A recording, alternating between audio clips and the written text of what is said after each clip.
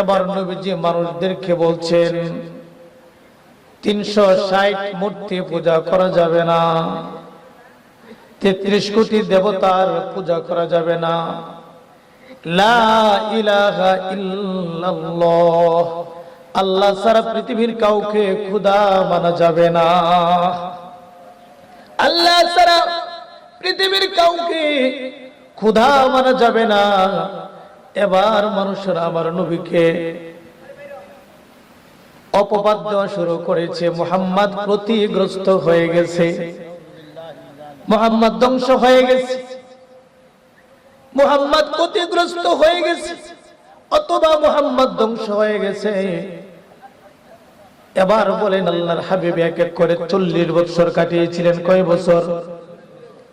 40 বছরের ভিতরে যে মানুষগুলো আবার আল্লাহর হাবিবকে বলছেন ক্ষতিগ্রস্ত হয়ে গেছে, এই মানুষগুলো আমার নবীকে আখ্যা দিয়েছিল, ও মুহাম্মদ, তোমার নাম মুহাম্মদ হতে পারে না, তোমার নাম হলো আল আমিন। বলেন সুবহানাল্লাহ।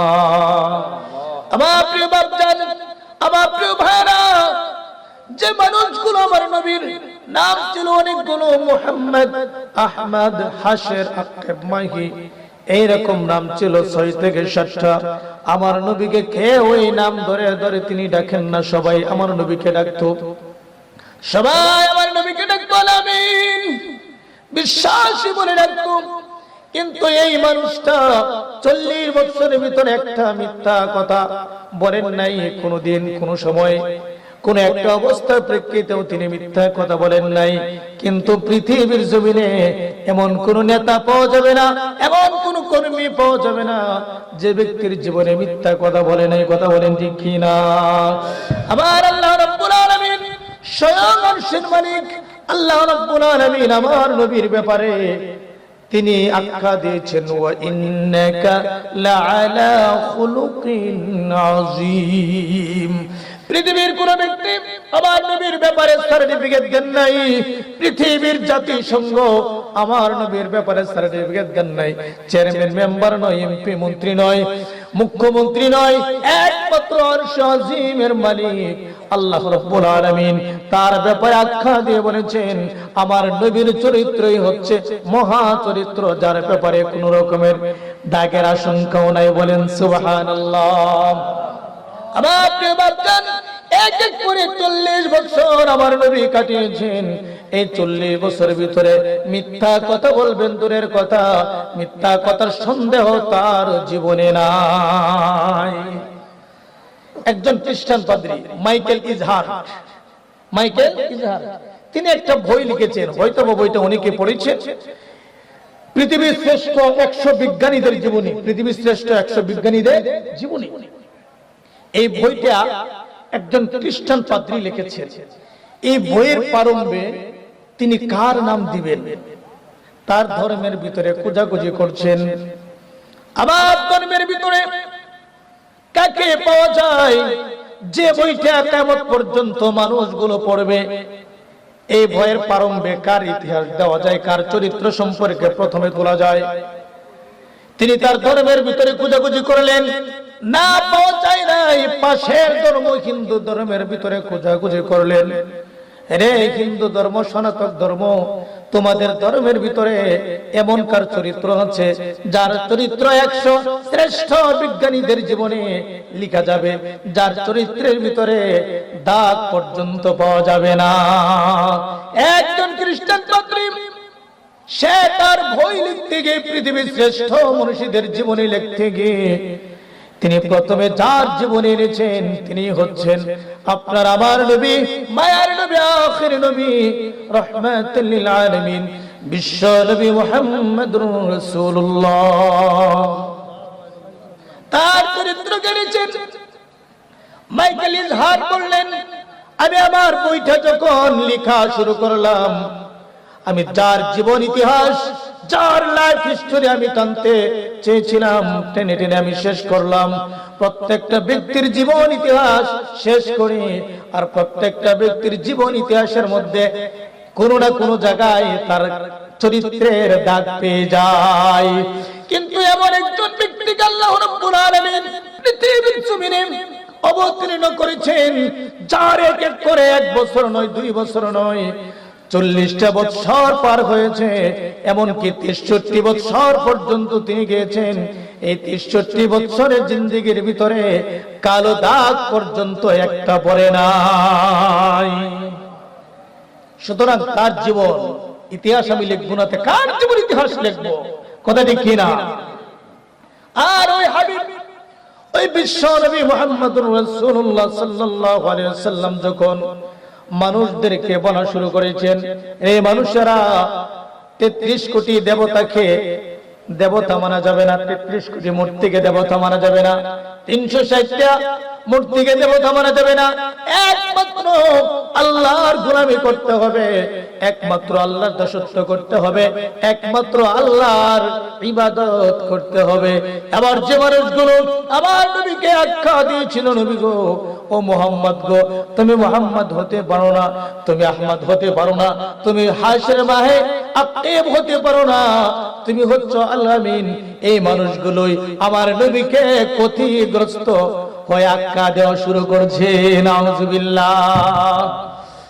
এবার আল্লাহ রাব্বুল আলামিন একটা মাপকাঠি দিয়েছেন। কি কাঠি দিয়েছেন? এই মাপকাঠির ভিতরে যারা থাকবে তারা ক্ষতিগ্রস্ত না, এই মাপকাঠির ভিতর থেকে যারা বাইরে থাকবে তারাই কি ক্ষতিগ্রস্ত, তারাই কি ক্ষতিগ্রস্ত।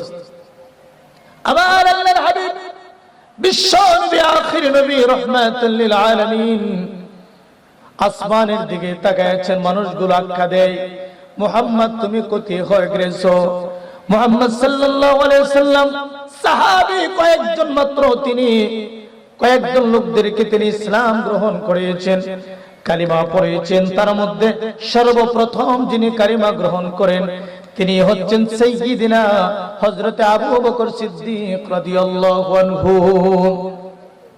হযরত আবু বকর সিদ্দিক রাদিয়াল্লাহু আনহুকে আখ্যা দেয় যে আবু বকর কোথায় তুমি গিয়েছো, কার হাত তুমি ধরেছো?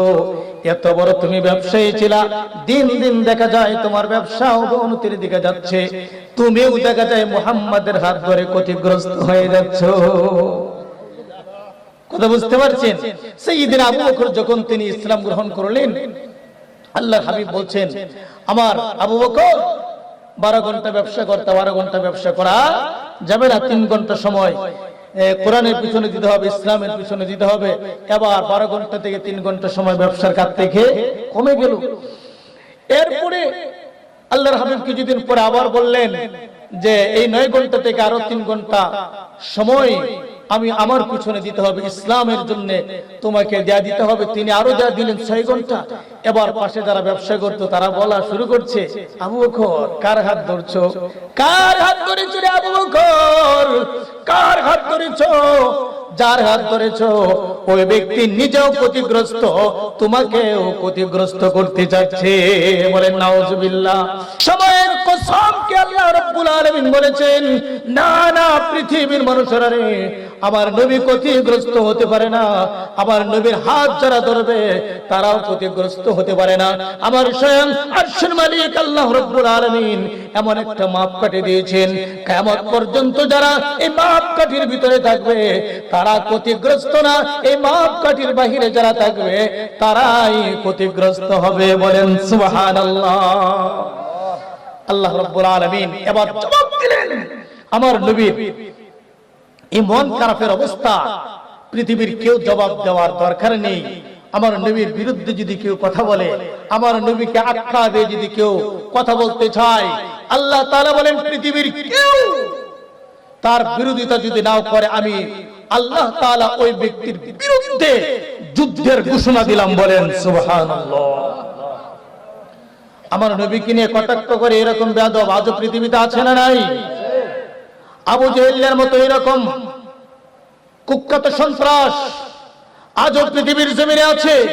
কিন্তু জেনে রাখো, এই বাংলার জমিনে যদি কোনো ব্যক্তি আমার নবীকে নিয়ে, আমার আল্লাহকে নিয়ে যদি কেউ কটূক্তি করতে চায়, যেভাবে তসলিম নাসরিনকে বাংলার জমিন থেকে একেবারে ধাক্কা দিয়ে ইন্ডিয়ায় পাঠানো হয়েছে, ঠিক তেমনি ভাবে আজ যদি কেউ বাংলার জমিনে আমার নবীকে নিয়ে, আমার আল্লাহকে নিয়ে কটূক্তি করতে চায়, বাংলার জমিনে জায়গা তো পাবেই না, প্রয়োজনে ইন্ডিয়াতেও জায়গা পাবে না, আমরা প্রয়োজনে সারা পৃথিবীর জমিনে তাকে জায়গা দেব না, ঠিক কিনা?